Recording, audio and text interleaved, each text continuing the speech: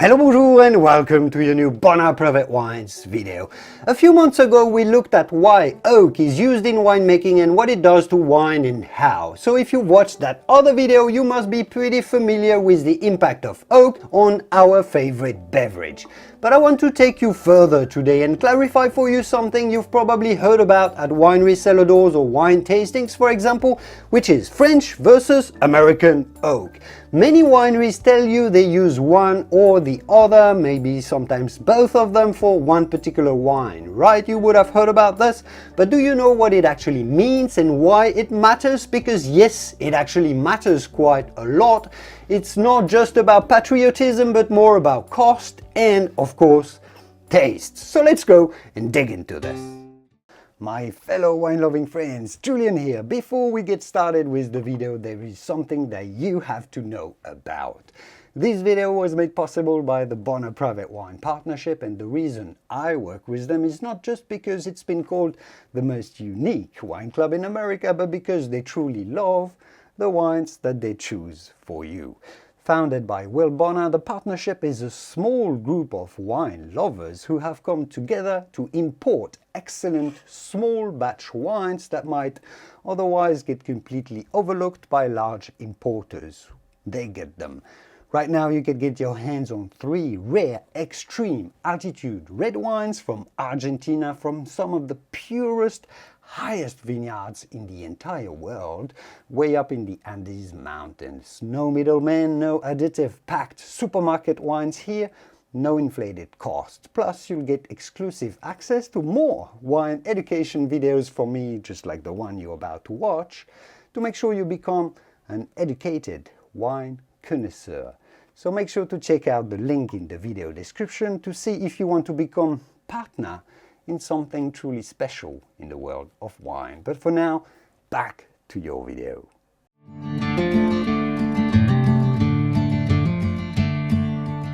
So let's put America first. Oh, and as I'm saying this, maybe I shouldn't get into that.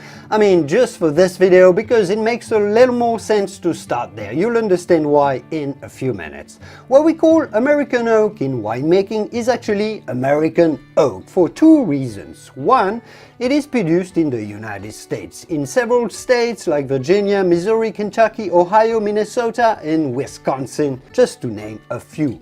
Reason number 2, American oak is also, as opposed to French oak, an American species of oak, native to America, called Quercus, which is the genus for all oak trees around the world, and then Alba, which is the name of the species, the specific species of oak that is used here. So Quercus alba, meaning white oak. White because the wood of that oak is pretty white in appearance before toasting it. This is obviously. So why does this matter? Number 1, white oak grown in America grows faster and bigger than other species of oak grown in Europe. So it's cheaper, quite a lot cheaper actually as a wood. White oak, American white oak, has a special compound in it, some sort of natural glue that allows coopers to saw it and still make oak barrels out of the staves and build those barrels without them leaking. With European species of oak, you can't saw the wood, you have to split it, otherwise the staves won't join together properly and it will leak. And of course, sawing is cheaper than splitting the wood because it's easier and there's much less wasted wood when you saw. So 2 big reasons why a barrel of American oak can be almost half the price of a French oak barrel. Maybe there's taxes there as well. Of course, in France there's always a bit of that. You can probably buy a new barrel of American oak for say $500 to $600 as opposed to a French oak barrel that will start for a cheap one at around $1,000. So a big difference here, which matters and eventually impacts the price of your favorite vino. Very clear impact there. Thirdly, it's cheaper, we've established this, but is it worse when it comes to taste?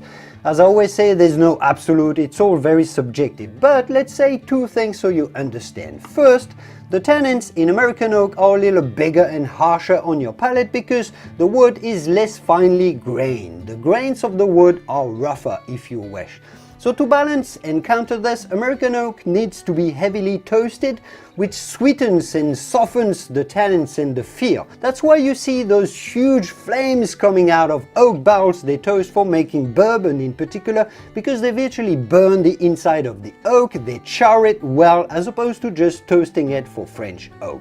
The result is that American oak imparts much more oakiness to the wines, with powerful notes of vanilla, a lot of vanillin in American oak, strong notes of wood smoke, often some oily coconut feel to it, and I often find personally a lot of dried banana taste to it. Just like a bourbon whiskey when you think about it actually, because they use similar types of oak barrels for bourbon as for wine. Those are the characteristics of American oak. But let's look into French oak now.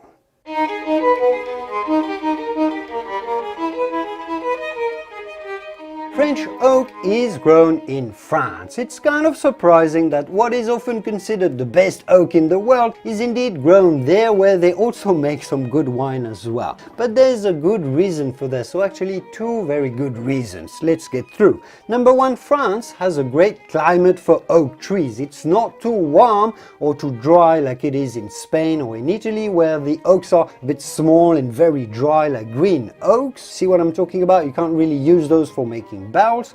It's not too cold either, so oaks do grow well, and there's some specific limestone soils as well that work well for oak trees. So those trees grow slowly, resulting in finely grained wood, which is good for winemaking.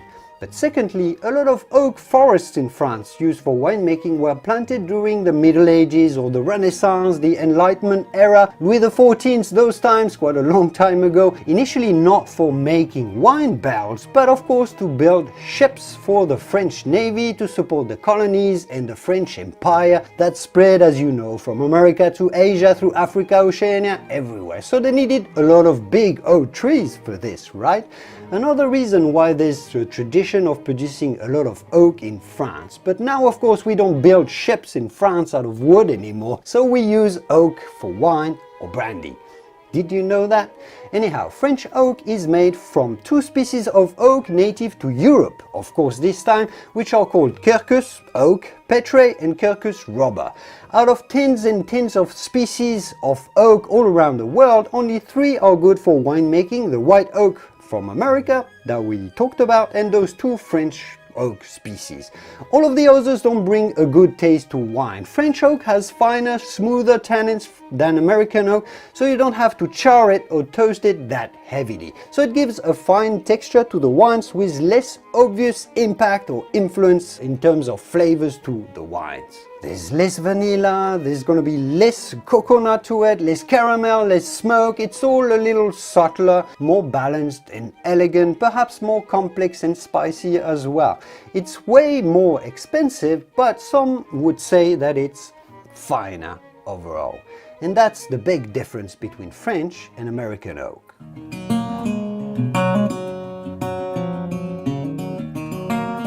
Just to be clear, I'm not saying that one is better than the other. Let's say that they are different, and there's a purpose for each type of oak depending on the type of wine.